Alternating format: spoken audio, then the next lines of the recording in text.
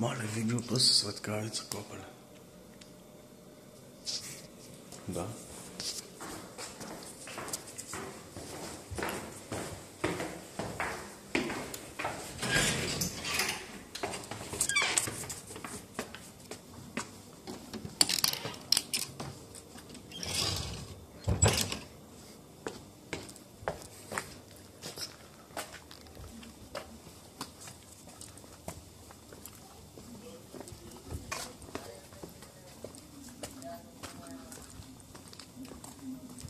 Господине, изчакайте, господине.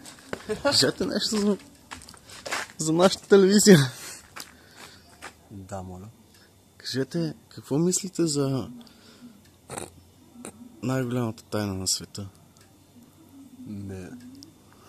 Няма да ви я кажа. Що? Защото е тайна. Как ще е тайна?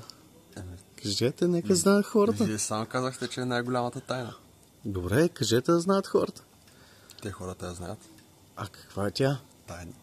Тайна. Това е малко грубо от ваша страна, господине. Не мислите ли, господине? Не мислите? Ами, грубо или не, така стоят нещата.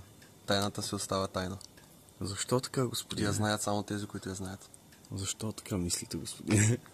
Не е ли така? Не е така, господине, защото и аз я знам.